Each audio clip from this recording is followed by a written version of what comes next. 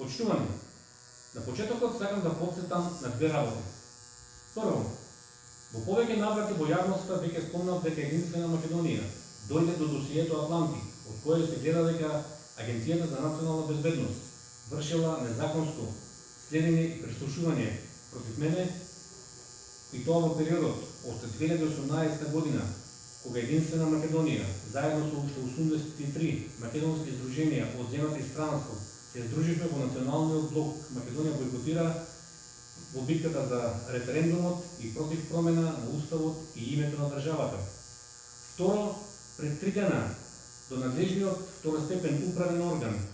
поднесов жалба поради така наречено молчење на администрацијата од страна на Агенцијата за национална безбедност, која во законскиот рок од 30 дена не постапи по моето барање за добивање и известување дали против мене се преземани и се уште се преземаат мерки на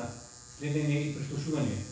Барањето се заснова на членот 51 од законот, кој пропишува дека секој лице може да се обрати до АНБ за известување дали против него се собираат тајни податоци. Денеска сакам да ја запознам јавноста со мојата комуникација со францускиот претседател, господинот Емануел Макрон, околу барањето на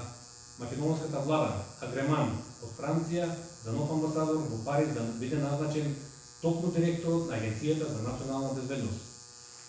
Ова е моето барање до господинот Емануел Макрон, во кое што ги давам причините зошто директорот на Агенцијата за национална безбедност не смее да биде назначен за амбасадор во Париз. Ова е одговорот од кабинетот на господинот Макрон, кој што се состои во 3 пораки последователно, а кои се сведуваат на тоа дека барањето е уредно примено и што е побитно, веќе е заведено во кабинетот на претседателот и дадено е на конкретен државен советник, кој што сега треба да го разгледа барањето и да даде мислење и да го советува претседателот Макрон дали барањето е основано и треба да се прифати. Оно што е поинтересно за македонската јавност, сакам да обрнам внимание дека од мојата комуникација со господинот Макрон се гледа дека во нивното повратно известување јасно не условуваат со името Македонија без никакви додавки. Верувам дека господин Макрон ќе биде на висината на задачата и ќе го прифати нашето барање, бидејќи од причините кои ги давам се сведуваат на тоа дека директорот на Агенцијата за национална безбедност не може да биде назначен за амбасадор, бидејќи вршил злоупотреба на македонската тајна полиција преку незаконско следење и прислушување на политичките неистомисленици на власта. Господине Макрон,